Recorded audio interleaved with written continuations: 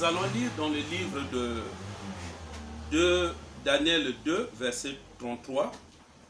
Et déjà au verset 32, il est écrit: la tête de cette statue était d'or pur, sa poitrine et ses bras étaient d'argent, son ventre et ses cuisses étaient de reins, ses jambes de fer, ses pieds en partie de fer, en partie d'argile. Voilà ce que la Bible nous dit au sujet de la statue de Nabucodonosor, et qui du reste va encore faire l'objet de notre étude ce matin. Et parlant de la statue, aujourd'hui, ce matin, nous voulons bien nous intéresser une fois de plus au dernier empire. Cela dit, nous n'allons plus revenir sur un certain nombre de détails que nous avons déjà évoqués, des détails, des éléments que nous avons balayés lors des messages passés, justement pour gagner le temps. Et donc, ici, il est question pour nous de rappeler que les pieds, puisque selon la prophétie, selon la révélation, il est écrit les jambes de cette statue étaient de fer et ses pieds en partie de fer, en partie d'argile. Ce qui nous intéresse une fois de plus, c'est la dernière partie. C'est la dernière partie de la dite statue. Notamment au niveau, la partie des pieds, au sujet de laquelle il est écrit en termes de composition que ces pieds étaient en partie de fer, en partie d'argile. Que représentent ces pieds pour nous? Eh bien, nous l'avons dit la fois dernière, et ici de le rappeler encore maintenant, que les pieds dont il est question ici, ça symbolise simplement le dernier empire. L'empire qui précède la venue du Christ en vue d'établir son royaume ou son règne millénaire. Donc, quand on parle du dernier empire, ça signifie le dernier empire ayant trait au règne des nations. L'empire qui marque justement la fin du règne des nations pour faire place, comme nous l'avons dit tout à l'heure, cette fois-ci à l'instauration de l'empire au royaume de Christ.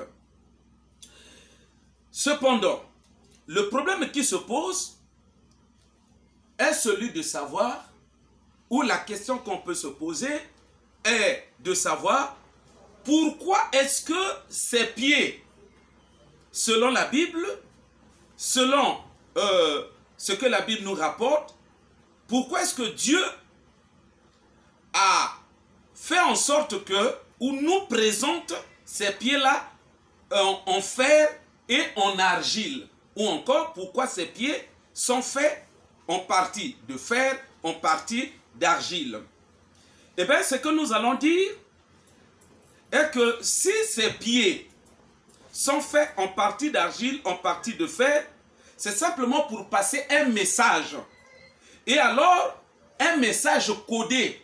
C'est-à-dire que cette composition, ces pieds, par rapport à la configuration qu'elle reflète, ça renferme un message ou ça transmet un message. Et ici, le message, il faut le souligner, ça repose bien entendu sur la structure, d'abord la structure des pieds ainsi que leur composition. Donc il y a deux éléments qui sont des facteurs ou des éléments à base desquels nous pouvons extirper le message que Dieu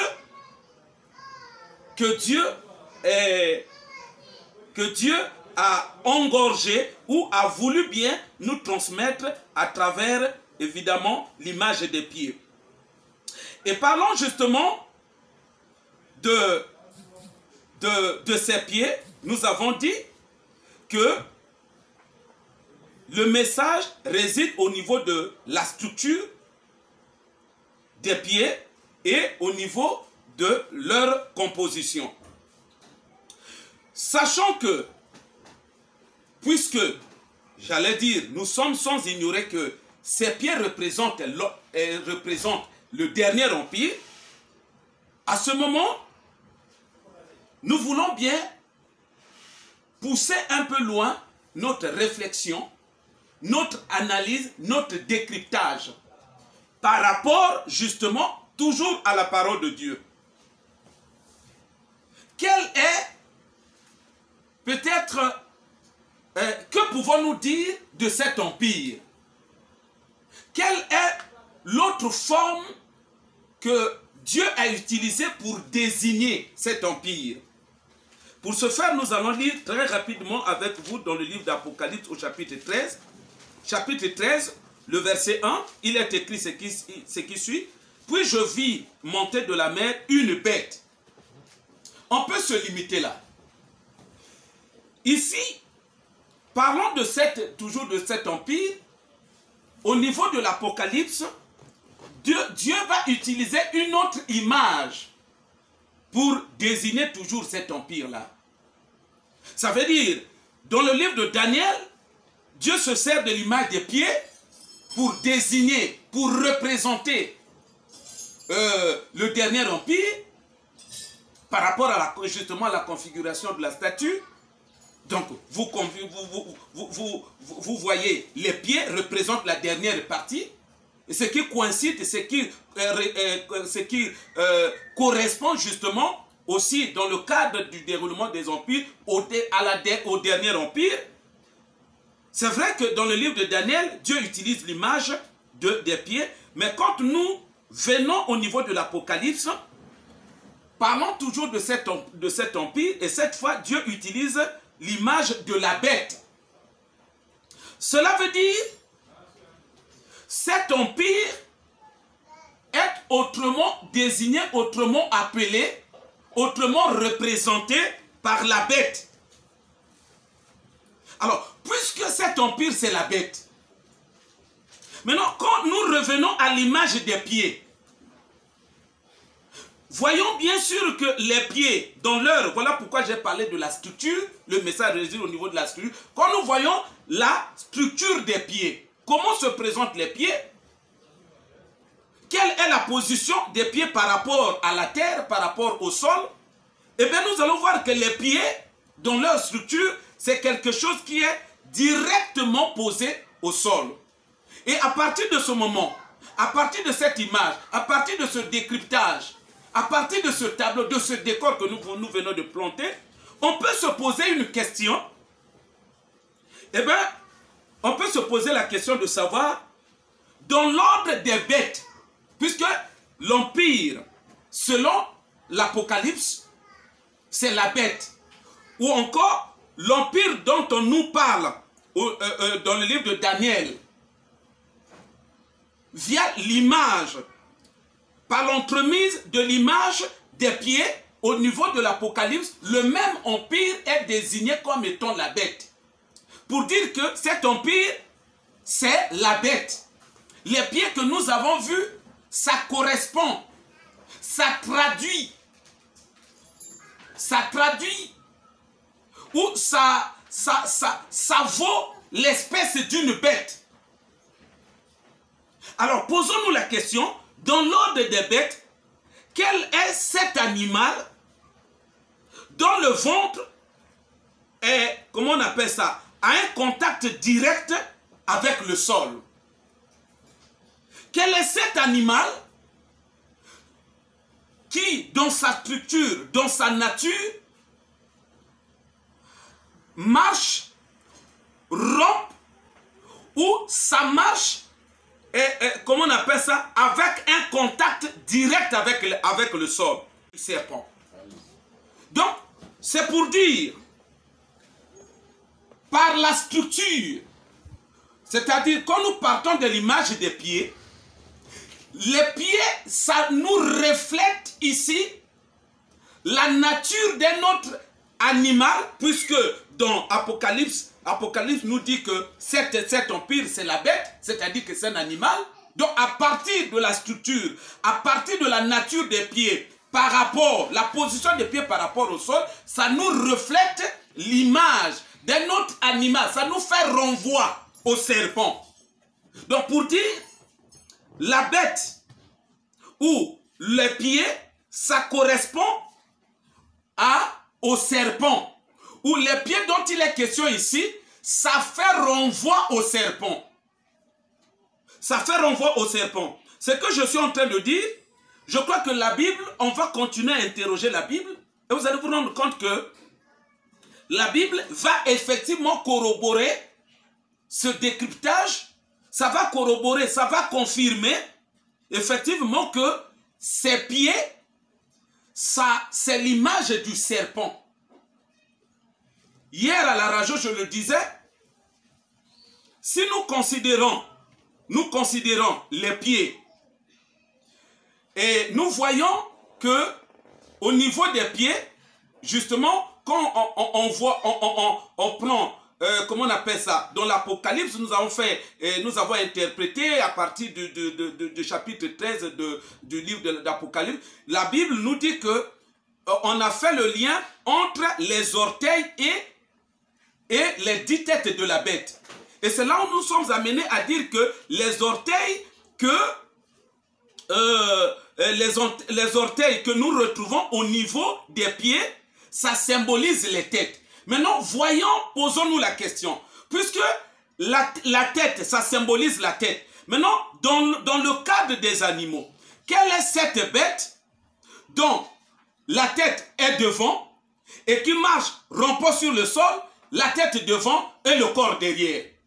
Et c'est là où, hier à l'émission, je disais que ça nous donne l'image, c'est-à-dire les pieds, ça nous donne l'image du serpent. C'est-à-dire que quand Dieu a utilisé l'image des pieds, Dieu, sachant que le Saint-Esprit qui va nous donner, c'est l'esprit de révélation, et bien par la vertu du Saint-Esprit, nous allons percer le mystère des pieds pour voir à travers les pieds la structure du serpent.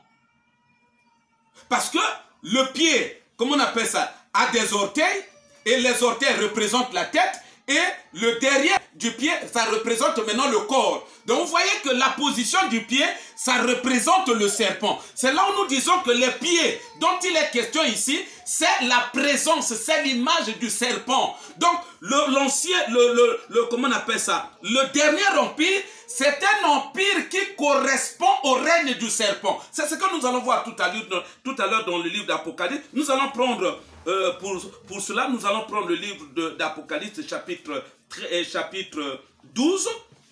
Le chapitre 12, nous allons prendre le verset 16. Et nous allons lire le verset 16 jusqu'au verset 16. 14 jusqu'au verset 16. Apocalypse 12, deux ailes du grand aigle furent données à la femme, afin qu'elle s'envolât au désert, vers son lieu où elle est nourrie un temps, des temps et la moitié d'un temps, loin à la face du serpent.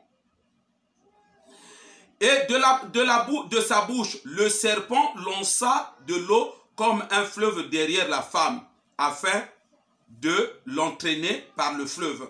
Et la terre secourut la femme, et la terre ouvrit sa bouche et engloutit le fleuve que le dragon avait lancé de sa bouche. Voyez, ici, c'est vrai que ce sont des images très fortes, difficiles quand même à cerner, mais je crois qu'à partir de cette vision, il y a de quoi, peut-être pas seulement faire le lien avec ce que nous disons, mais identifier. C'est une vision qui nous permet d'identifier la personne, la vraie forme, l'expression purement identitaire, si on peut dire les choses comme ça, l'expression identitaire, la vraie forme maintenant des pieds.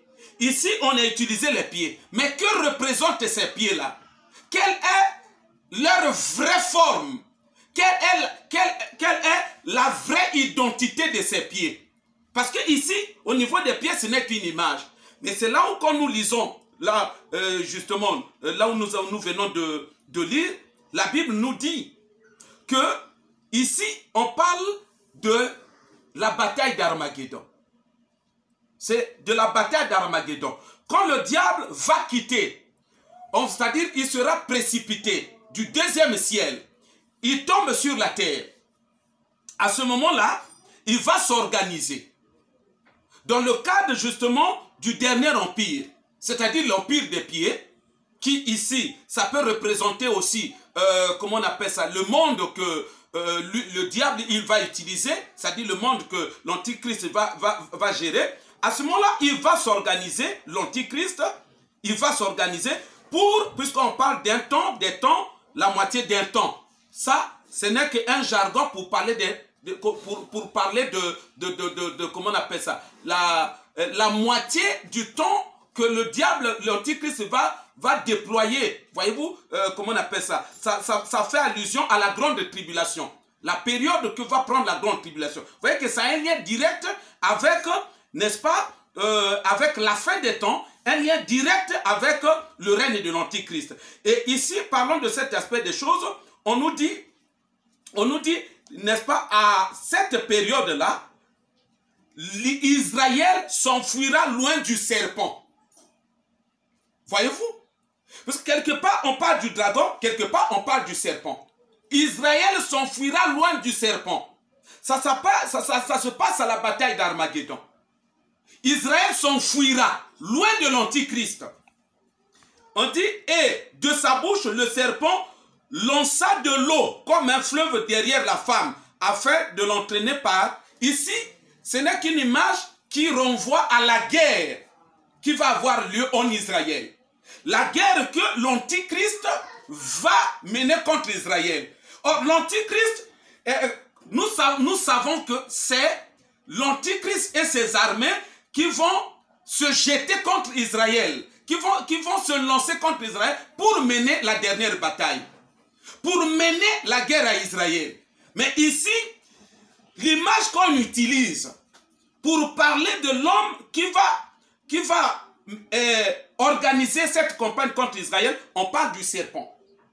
C'est là où je disais que les pieds que nous voyons, c'est à dessein que Dieu a utilisé l'image des pieds, parce que Dieu sait que le Saint-Esprit va nous amener à comprendre que il n'y a qu'une seule bête, puisque l'empire des pieds, dans l'Apocalypse 13, on nous désigne que cet empire s'appelle la bête. Cet empire, c'est l'empire de la bête. Donc les pieds là ça représente la bête. Mais quelle bête? Dans l'ordre des bêtes, dans l'ordre des animaux, a une structure, une nature qui, n'est-ce pas, rompt au sol. C'est-à-dire contact direct dans sa marche avec le sol. Puisqu'on ne nous dit pas que, comment on appelle ça, les pieds portaient des chaussures. Les pieds ne portaient pas des chaussures. Donc le contact était direct. Quel animal? Dans le cas des animaux, dans le cas des bêtes, dans sa structure, dans sa composition, quel animal nous voyons dans sa nature à un contact direct, son ventre a un contact direct, ça rompt au sol avec la tête devant, le corps derrière. Eh bien, ce n'est que le serpent. Donc, ça représente le serpent. Voilà pourquoi ici, là où nous venons de lire, en liaison, voyez-vous, quand on nous parle, on nous présente, on nous déroule la vision, la révélation sur la bataille qui aura lieu, n'est-ce pas, que l'antichrist va lancer, va mener contre Israël. sachant que l'Antichrist c'est le leader, c'est lui qui va orchestrer, n'est-ce pas, cette campagne-là. Ici, au lieu que j'aurais bien voulu qu'on parle encore de, n'est-ce pas, la bête d'une manière vague, j'aurais bien voulu qu'on parle de la personne de l'Antichrist, j'aurais bien voulu qu'on utilise une autre image, mais ici, là où nous venons de lire, on nous dit que c'est le serpent qui lança de l'eau. Donc vous comprenez que le dernier empire, le leader du dernier empire, c'est un serpent. Autrement dit, le dernier empire, ça correspond au serpent. Le dernier empire, c'est le serpent. C'est-à-dire que la nature du dernier empire, ça ressemble à la nature du serpent. Autrement dit, c'est le serpent ou l'esprit du serpent qui va animer le dernier empire.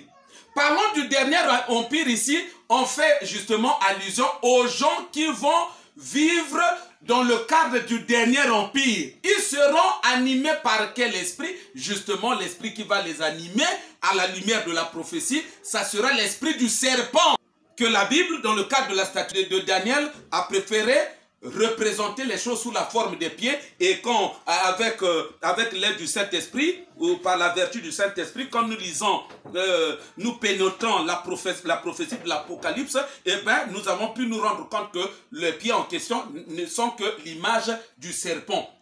Et puisque nous parlons du serpent, puisqu'il est question de parler du serpent, et qui sera justement, qui va animer le dernier empire, nous voulons voir aussi, pour confirmer toujours, pour confirmer le sens, confirmer le parallélisme que nous sommes en train de faire, nous allons lire avec vous, toujours dans le livre d'Apocalypse, cette fois-ci au chapitre 12, le verset 2, puisqu'on parle du serpent. Nous avons dit que cet empire, les pieds, ça représente le serpent.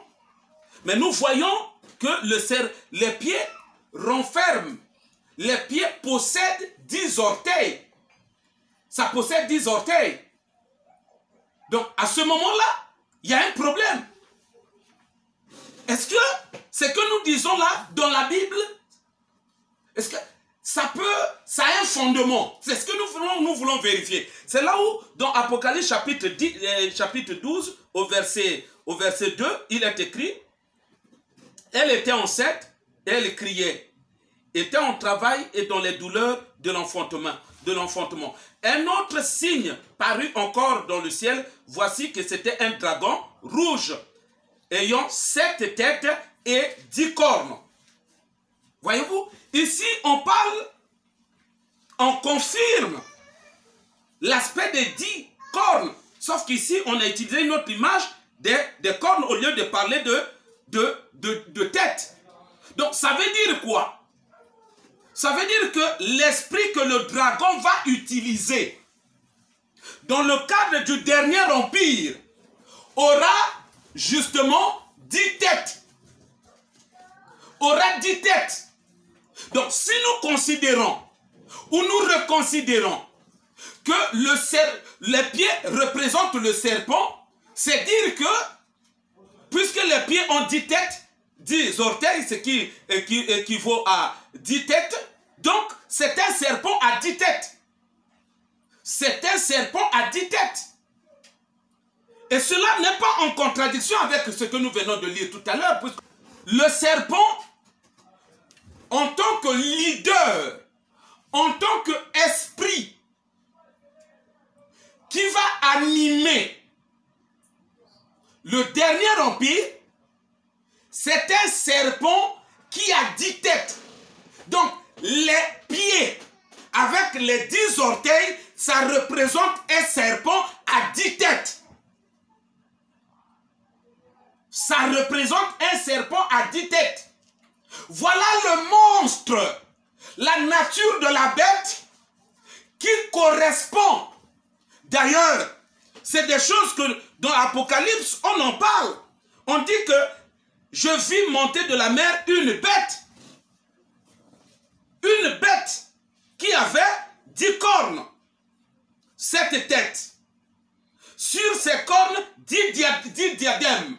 Donc, on confirme que la bête qui est censée animer le leader politique mondial, la bête, en tant que dernier empire, la bête, en tant que sphère d'action, la bête, en tant qu'esprit qui est censé animer, constituer le dernier empire mondial de Satan, cette bête, c'est le serpent, mais un serpent à 10 têtes. Mais bien aimé, qu'est-ce que ça signifie? Que signifie cette image de serpent à 10 têtes? Mais bien aimé, cela signifie simplement, on va essayer un peu de faire un petit décryptage. Les 10 têtes, ça représente le système, c'est un système. Ça représente l'organisation. Ça représente la ligne directrice pour vous en convaincre.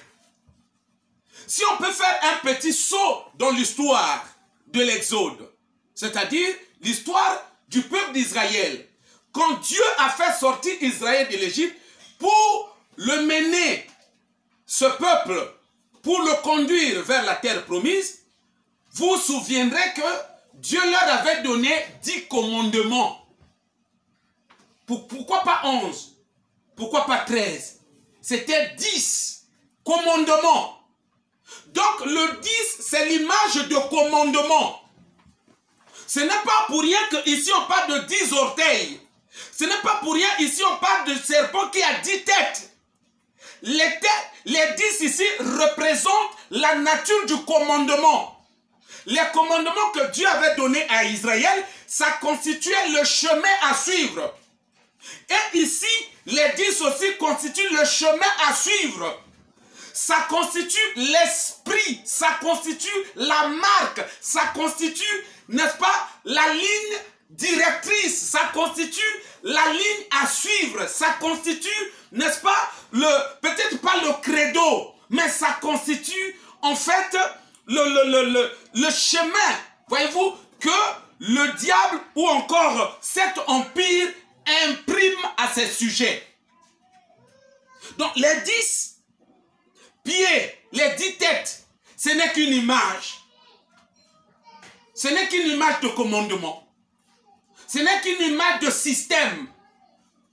Pour dire, le dernier empire, c'est un empire qui a pour fondement le mensonge.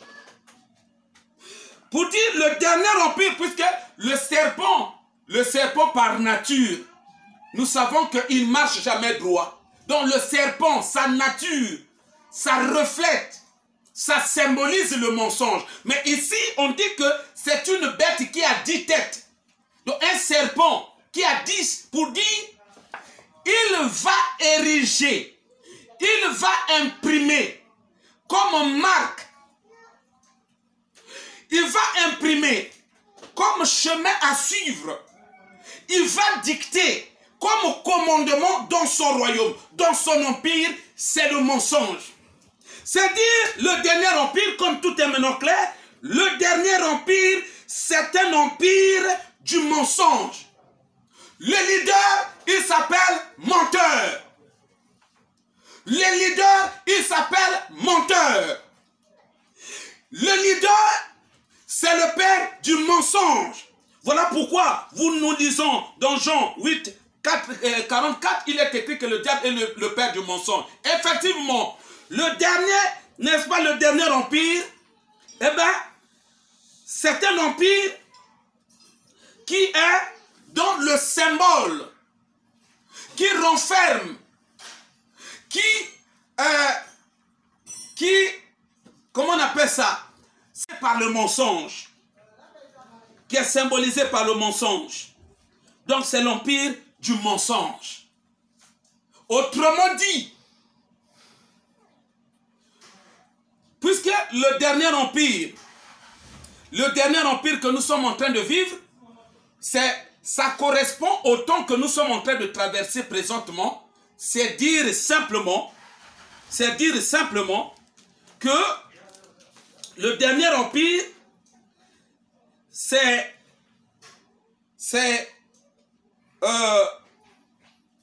sera caractérisé par la puissance du mensonge. C'est un empire qui sera dirigé par un esprit du mensonge. Le dernier empire, en tant que temps que nous sommes en train de traverser, ça veut dire c'est le temps du mensonge. Mes frères et sœurs, pour simplifier toujours les choses, puisque quand nous parlons du dernier empire, oui, beaucoup de gens peuvent se perdre dans leurs pensées. Parce que les gens peuvent penser à un empire en tant qu'endroit, une étendue géographique. Bien sûr que le dernier empire aurait également, comme nous l'avons dit par le passé, aurait également un cadre institutionnel. C'est-à-dire, ça aura également une étendue de terre, et ça sera juste un cadre pour abriter les institutions de cet empire-là. Mais la vérité, l'empire lui-même, il est d'abord spirituel.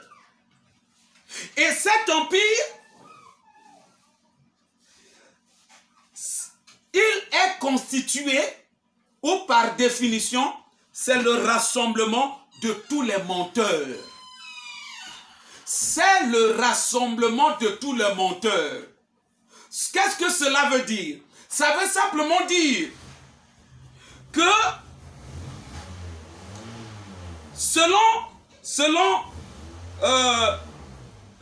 si on considère la statue de Daniel comme période de temps qui va se dérouler durant, n'est-ce pas, qui correspond à comment on appelle ça, qui correspond, et si on considère le règne de Nabucodonosor, jusqu'à maintenant et jusqu'à la fin de cet empire, si on considère cela comme étant une période de temps, eh bien, ce que nous entendons par le dernier empire, c'est simplement les derniers temps. C'est pour dire que les derniers temps, cette période, ça constitue un empire durant lequel temps, eh ben, le diable va utiliser le règne. Le diable va utiliser l'esprit du mensonge, un monstre fort, un serpent puissant, mais qui sera incarné et représenté par l'Antichrist. C'est-à-dire, l'Antichrist sera l'incarnation.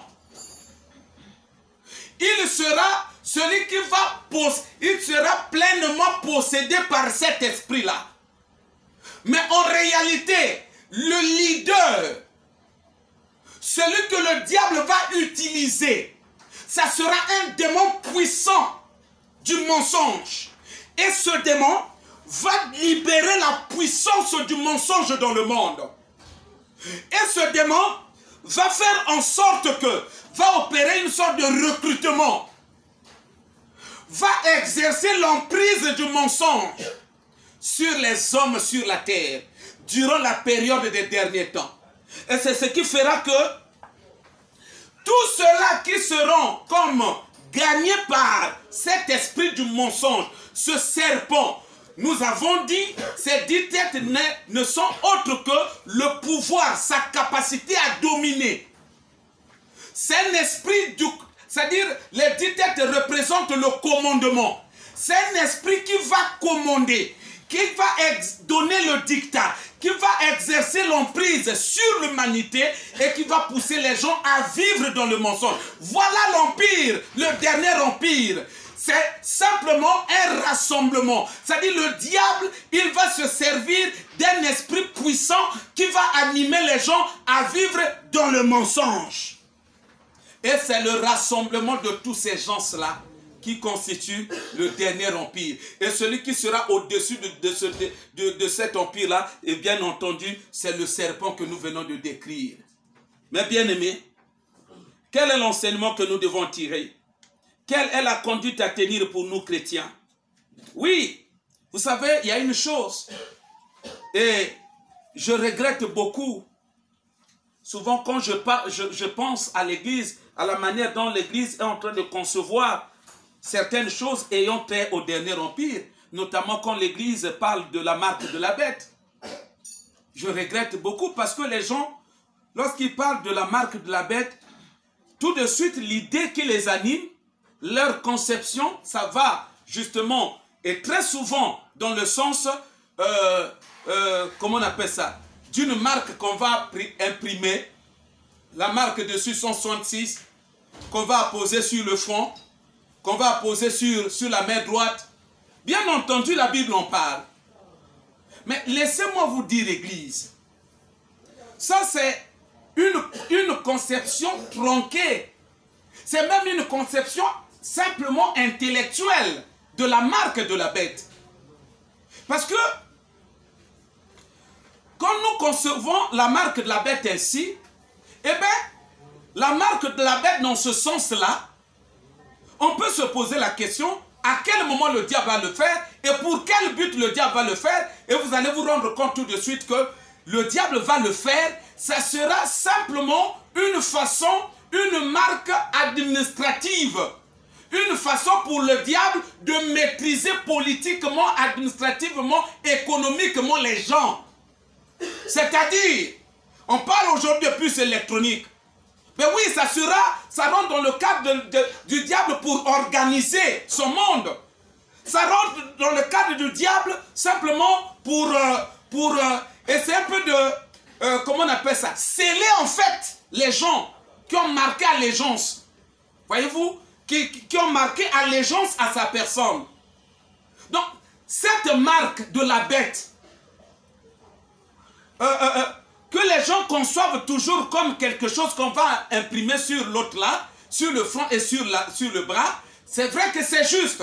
Mais c'est une marque, la raison, déjà tout le monde le sait, ça sera une marque physique. Donc ça c'est pas la marque spirituelle, c'est une marque qui aura beaucoup plus un lien avec l'organisation économique, l'organisation administrative que le diable va mettre en place pour, n'est-ce pas, gérer le monde, pour gérer son empire. Mais ce que les gens oublient, au-delà de cette marque, dont la Bible nous parle, la marque de la bête aussi a un côté spirituel. C'est-à-dire quoi?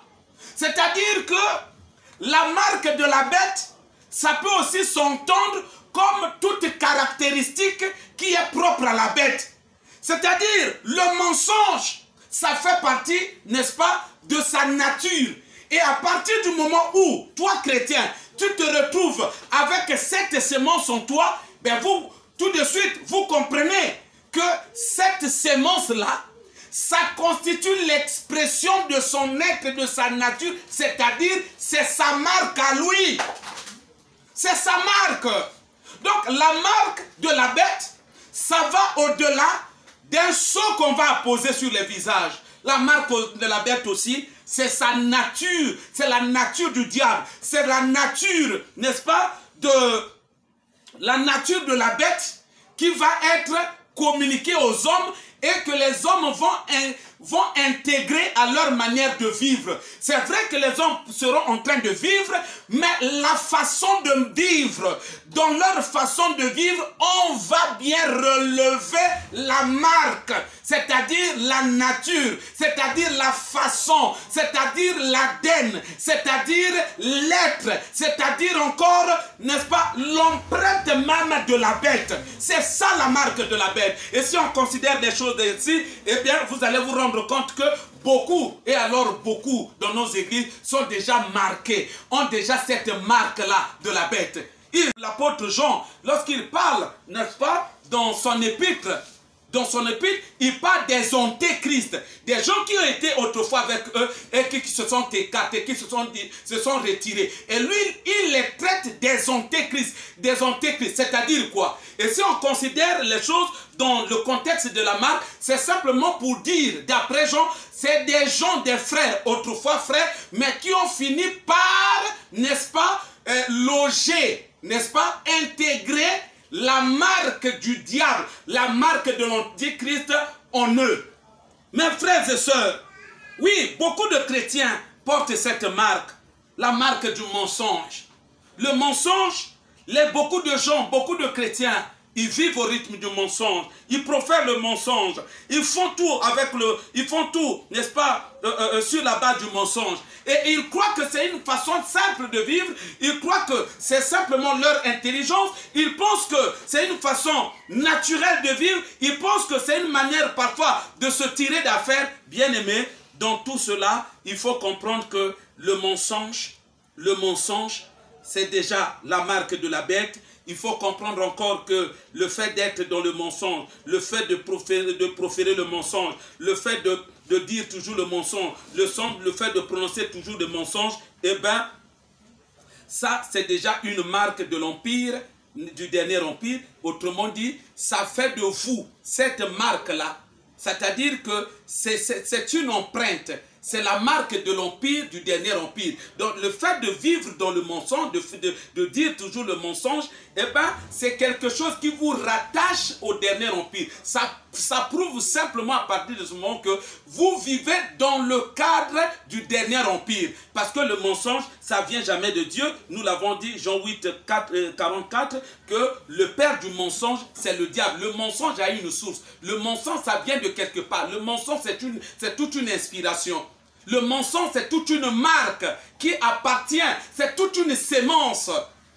Mes frères et sœurs, voilà pourquoi dans Éphésiens 4, 25, on s'en va terminer, Éphésiens 4, 25, il est écrit là-dedans, c'est pourquoi renoncez au mensonge, que chacun de vous parle selon la vérité à son prochain, car nous sommes membres les uns des autres. La Bible ici nous demande de renoncer au mensonge, c'est-à-dire de rejeter, de vomir le mensonge. Pourquoi? Et alors pourquoi?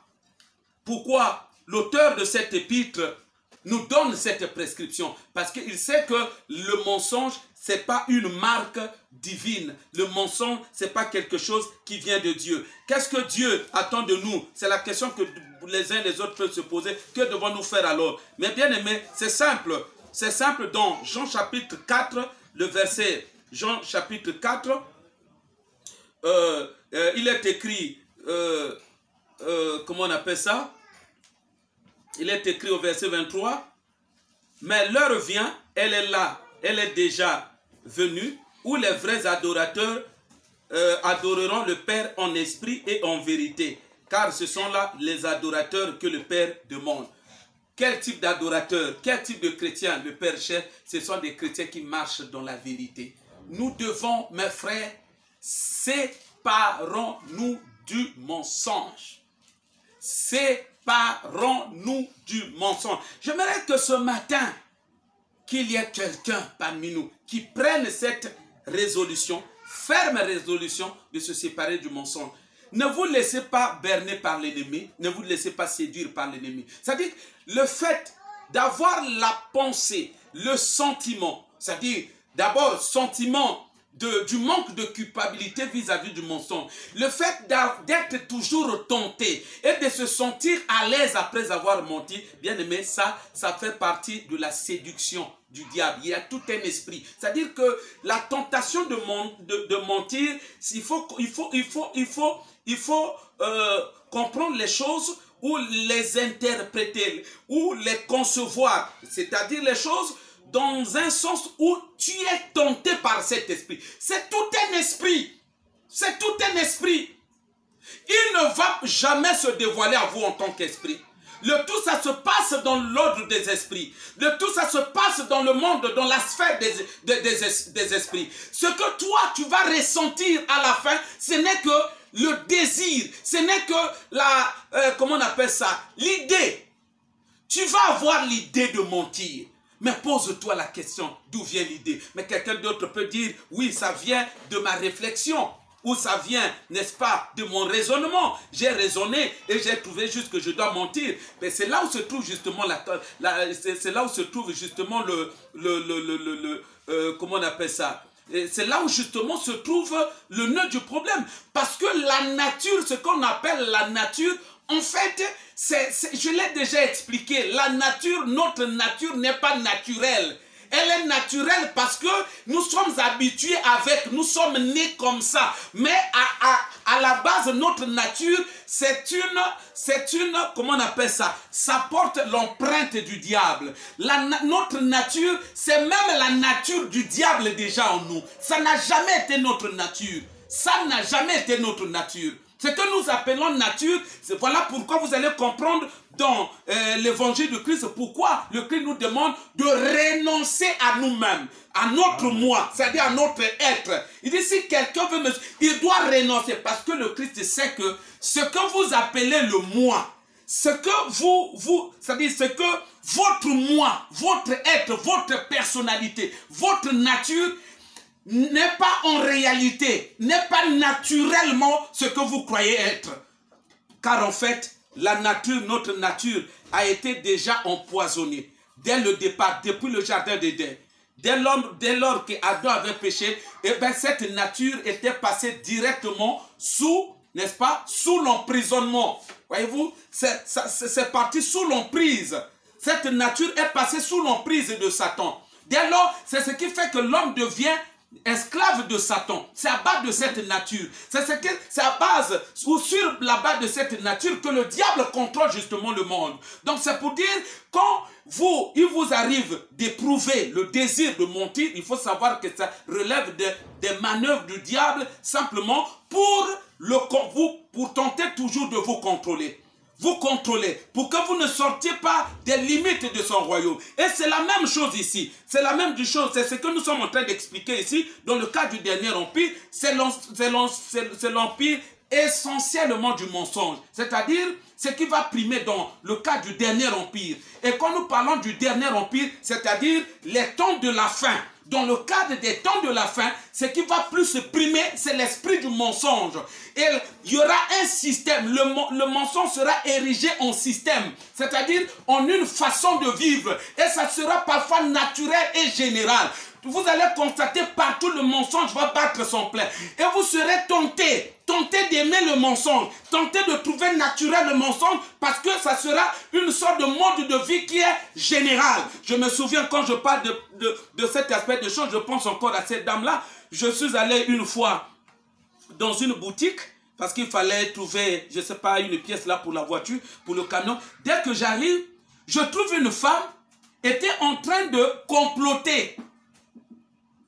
Une femme organisant une cabale contre son propre mari avec un Westaf. Il pose la question, cette pièce-là, combien vous la vendez? Le monsieur dit, il donne le prix. Il dit, bon, il y a mon mari qui va venir tout à l'heure, je vais l'orienter ici, mais quand il sera ici, dites-lui que cette pièce, vous la vendez à temps. Donc, elle a fait la majoration. Et c'est ça le monde actuel. Et ça paraît naturel. Vous allez voir des gens avoir double identité. Avoir, je ne sais pas moi, beaucoup d'actes de naissance. Et c'est des choses qui sont naturelles. Le mensonge sera un système de vie, un mode de vie normal. Partout, vous allez rencontrer le mensonge. Au niveau de l'État, au niveau des administrations, à tous les niveaux, dans la société, à tous les niveaux, vous allez rencontrer le mensonge. Et même dans l'église, vous allez rencontrer le mensonge. Et tout ça, les gens vont penser que c'est quelque chose de naturel. Les gens vont penser que Dieu n'y prend pas, comment on appelle ça, ne fait pas attention à cette façon de vivre. Détrompez-vous. C'est la séduction. C'est la séduction. C'est l'ennemi qui vous séduit. Et en le faisant, c'est-à-dire par le fait de mentir, c'est une marque qu'on dépose en vous. Et sans que par la suite vous vous rendez compte qu'à partir de cette marque-là, on va vous intégrer maintenant au royaume, à son dernier empire. Et vous serez en train de vivre par rapport au régime du dernier empire. Vous serez en train de vivre par rapport, selon la marque, n'est-ce pas, du dernier empire. Vous serez en train d'affermir même le dernier empire. Mes frères et sœurs, nous devons nous ressaisir. La Bible déclare, renonçons renonçons au mensonge. La Bible déclare, eh bien, nous devons nous conduire par rapport à la vérité. Et c'est ce que Dieu attend de nous.